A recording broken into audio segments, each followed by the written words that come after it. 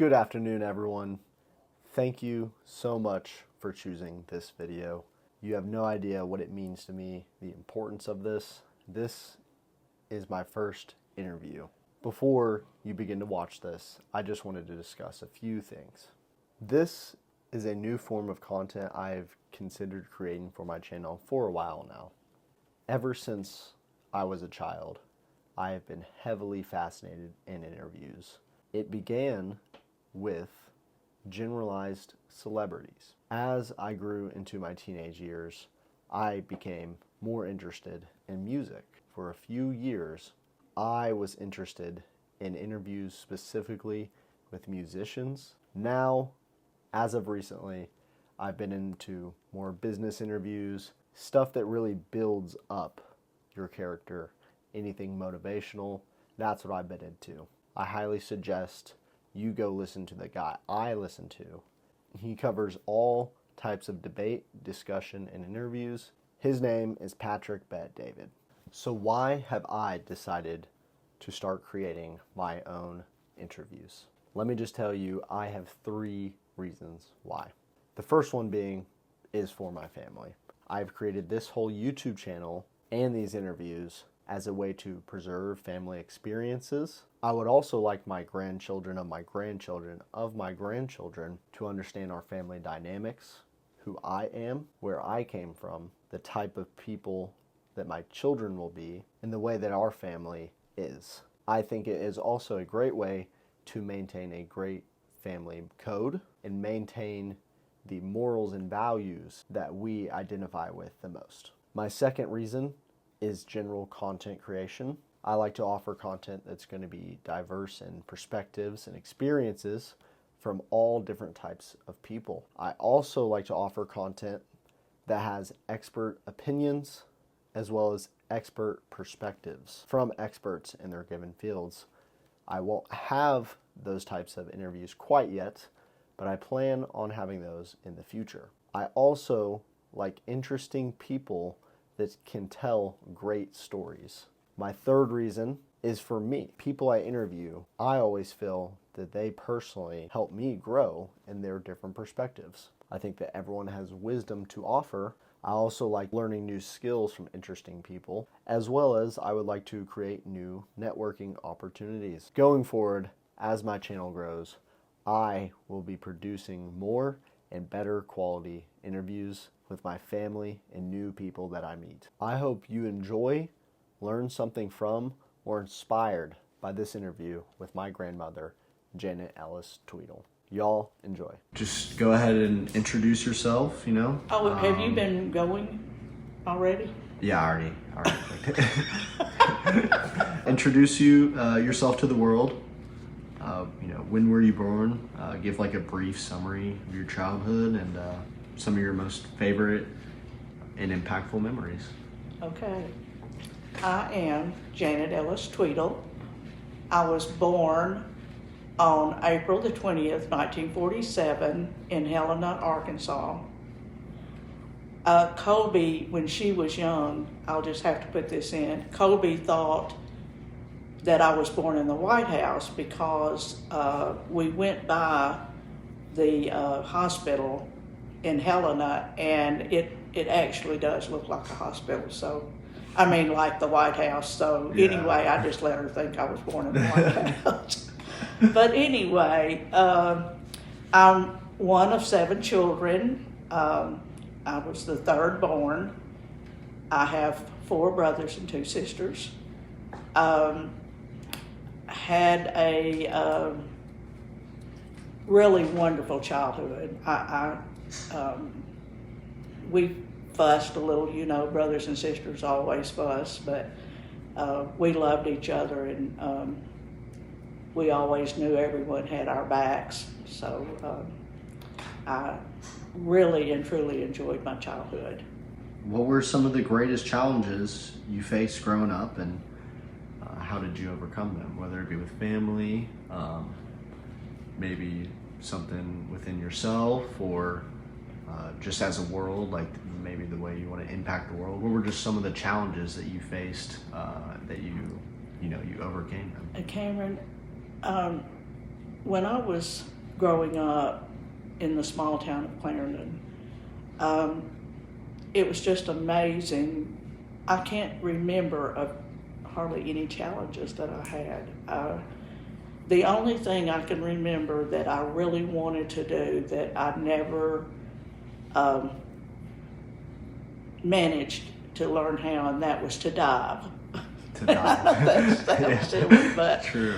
Uh, Well, we got the pool. We can still learn. that's right. Well, I've tried to learn to dive even as an adult, but I haven't mastered that at all. But anyway, we didn't have challenges then like Yeah. the children do now. Yeah. I feel so sorry for Yeah. what our children have to face. Yeah. And not just our small children, but, you know, young adults have so much to have to worry about. And anyway, I just thank God that I was born when I was born. And I hope that I can be an influence to all of my grandchildren and to my great-grandchild now to try to realize that God is in control of this country. He is in control of everything that happens. And we just have to remember that and stay strong with Him. But again, I just can't think of too many challenges other than I will tell this story. I think I've already told it to you and Maddox because your mother wrote a paper on it when she was in the 3rd grade. Yeah. My older sister Jackie and my older brother Joe, there were 3 of us, and in order, we didn't have toys and the electronics and all that y'all have today, so we played outside. And I don't know if y'all are familiar with Tarzan, but that was a big thing then, Tarzan and Jane. And so in order to get to play with my sister and brother, my brother was Tarzan, my sister was Jane, and they made me be Cheetah, the monkey. And so I had to do everything they told me to do, and that was just a wild memory that I remember. But also, we always made mud pies. Yeah. I remember parts of this. Yeah. And we would take the mud and add the water to it and stir it around. And they decided, Joe and Jackie decided that they would put a little chicken poop in some of them to make them real colorful. Well, they made me taste one of those, and I didn't know that what they had done. But anyway, I love them no matter what they did to me. That's pretty intense there. And I will have to say that my dad would come in and he couldn't find a spoon, and he would throw a hissy fit because we had used all the spoons outside making mud pies. Busy making mud pies with all the spoons. That's right. Yeah. That's right. But like I said, we didn't have drugs back then. We didn't. You can't imagine how free we felt as children growing up, and especially in a small town. Yeah. We could go outside and ride our bikes and not worry about anything happening. Yeah. I mean, I think that question is definitely like reflective of the times, you know. And I Just do because want to it's- add too that we lived in the country, and our neighbors were black, and we played with them every day. We never felt any animosity toward them. They didn't toward us. We just those just were things that we didn't have back then. Right. And it's a shame that we are facing those things today because they shouldn't. That's so, you know, pitted against each other, divisive. Exactly. Yeah. Exactly. And I will add this in at this point. My grandfather, Ross Reynolds, I found out I was campaigning. I ran for county clerk in Monroe County. And when I was campaigning, I found out that my grandfather, Ross Reynolds, purchased the first bus for the black students Really? that were on our route where we lived out in the country, because they would have to walk to school. Yeah. And he was instrumental in purchasing the first bus Wow. for the blacks. Do you know when that was? Oh my goodness. It was probably I know it was in the 40s, but I don't remember exactly what year. That's pretty insane. Yeah. And I did not know that. Someone told me, and I don't even know if my mother knew it, but she never told us if she did. Gotcha. Okay. I learned a lot when I Yeah. was campaigning. Yeah. Yeah, you get some insider information there. Oh, Yeah, right, yeah. right. What were some significant historical events you experienced, and how did they impact you and your family? Okay, November the 22nd, let me see, 1963, I believe it was, John F. Kennedy was assassinated. And I remember I was in science class when it was announced. We stopped everything we were doing and prayed. That's another thing that's not done in our public Yeah. schools any longer. Yeah, And you're in school and prayed. Yeah. yes, that's- I mean, we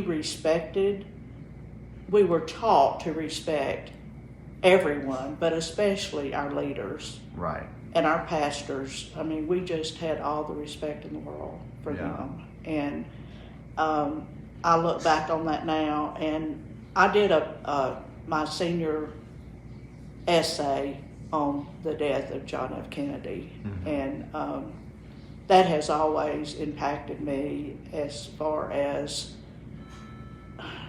trying to accept the things that happen, and it's just not easy when our president is assassinated, especially when you're a child, Yeah. or even, I How was old in were the, you at that point? I'm pretty sure I was in the 10th grade. 10th grade. But the impact of us stopping and praying Yeah. really meant a lot to me. Yeah. That's definitely very significant. Right. Like, wouldn't happen in schools nowadays. I'd say Exactly. that. Yeah. Exactly. Yeah. It'd almost just be borderline not allowed. Yeah. That's, Exactly. yeah. So, other than that, my grandfather was very into politics, Ross Reynolds, my grandfather, and he, when Faubus was running for governor of Arkansas, I was, I don't know, probably 11 or 12 years old, something like that. And he was campaigning for Governor Faubus. Well, he had a boat, a ski boat, and he put a lot of us children in that ski boat, and we went all around Arkansas campaigning for Governor Faubus, and he On a won. ski boat. Wow. And he won. And that's another thing that's not allowed today. Yeah. People are so crazy, we knew better than to jump out of the boat or stand up or whatever, but we had so much fun doing that. Yeah. That's Yeah, it was a lot of fun. that's such a way to campaign. I've never thought about a ski boat. And he would, go to small towns, and we would get out and hand out cards, and Yeah. it's just a lot of fun. That's awesome. Yeah. Well, cool.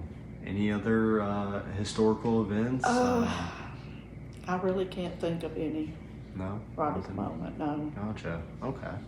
The introduction of technology. How has that changed during your lifetime, and what are your just overall thoughts on it, just as a society, as in a helping way, hospitals, the availability in homes? Like, what are just your thoughts on the whole thing? Well, technology is awesome if people wouldn't abuse it. I wish that we had had the technology when our children were growing up and being teenagers that we have today. I would have loved to have tracked them everywhere they went. Yeah. I'm glad. I know they're glad that we didn't have it then. But, Oh yeah. but anyway, I think that's a wonderful thing. But again, there is such negativity. People just abuse things, everything these days. And but technology, I think, has naturally it's improved so much, but it's just amazing what can be done now. Yeah, absolutely. Yeah. I just wish people would use it for positive and not negative. How has the United States changed during your lifetime?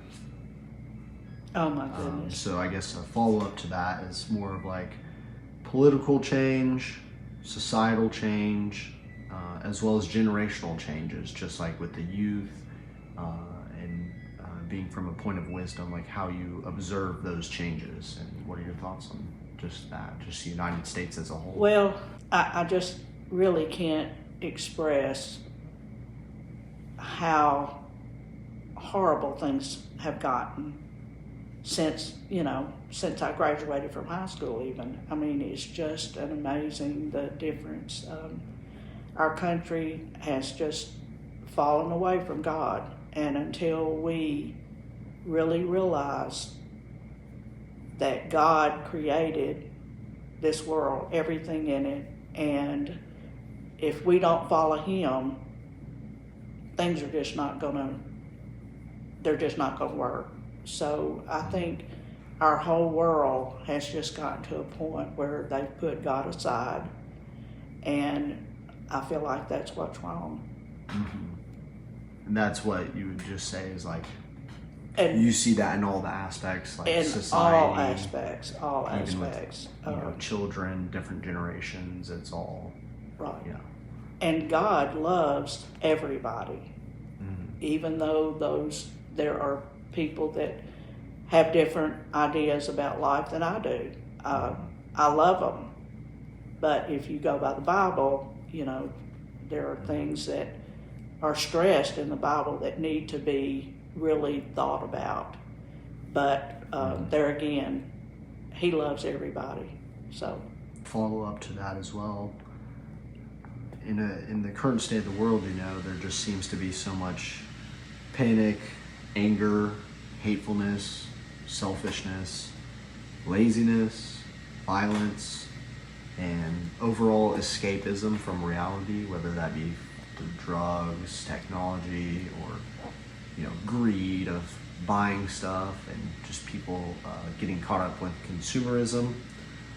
What do you think is the cause for all this bad and negative behavior going on, or just the general feeling of that in the world with rumors of wars going on everywhere? yeah. What do you think to be the cause of that? Well, I think the beginning of all that was when there is no father in the home, when children, there are mothers who have to raise their children on their own. Where we lived in Clarendon, there was a lot of that, single parents, and they don't have the time. If they're working to support their children, they don't have the time to really teach their children. But then some of them don't even want to teach their children. That's another thing. Drugs have made such an impact on both parents, just not realizing that their children come first. Their children should always come first. Right. But it's just been the ruination of our country. Yeah. Drugs, number one. Yeah. And alcohol, but again, parents I don't mean all parents, but there are so many parents, especially in areas where there's low income and they don't have the ability to get around to get jobs. And anyway, I believe that started there, that no father in the home and single parents. And there again, I blame our government for allowing people to become lazy. Yeah. Subsidizing Yes. the laziness. Yes, Yeah. there are so many who just feel like they are due. Our government should take care of them. And there again, I feel like it was their parents who should have taught them that you work for what you get in life. But that's not taught anymore. And so many people don't understand that until they live in an area, a depressed area, like we grew up. It wasn't that way when we grew up in Clarendon, but now that part of Arkansas, has really become depressed. And I was hearing on the news the other day that Arkansas is the #1 state in the United States that have hunger issues. Our children here, due to their research and all, they say that in the last year we used to have 1 of 5 children go hungry in Arkansas. Since this past year, it's changed to 1 of 4 children go hungry. Wow. And that's just hard to fathom. Moving in a more positive direction now, what do you think is the key to fixing a lot of these issues, or a lot of the issues we see in our country or just in the world as a whole, any of the previous listed ones? How do we come forth together as a society to make this world a better place? I'm always saying, why don't we do something? Why don't we stand up for the things that we believe in? And it's so difficult because, we can stand up in a small group, and I guess a small group could make a big impact. But for some reason, we would love, or I know Jimmy and I would love to try to make a difference, but it's hard. I think if our government was better, that I think so many people has lost respect. Like I was saying, when I was growing up, there was respect taught for everyone, it seemed like. And so now you don't see that respect anymore. And people have lost faith in our voting. They've lost faith in the promises that our candidates make when they're running for office. And anyway, I really wish that I knew how to make a difference, but I really don't know how to start. The only thing I know to do is try to be a good model citizen for my family, especially my grandchildren and great-grandchild now.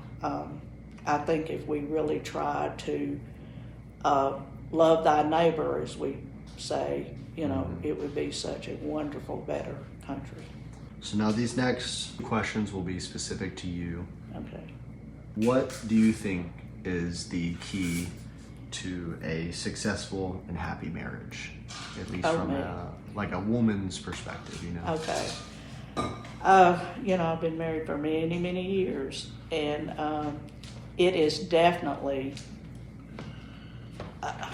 it's hard, very, very hard. It's a give and take. You have to show each other the love and respect that you have for one another. And there are days that doesn't happen a lot of times because you get tired and frustrated. But in the end, should always be loving and respectful to your spouse. As a whole, what advice could you offer specifically to young women out there?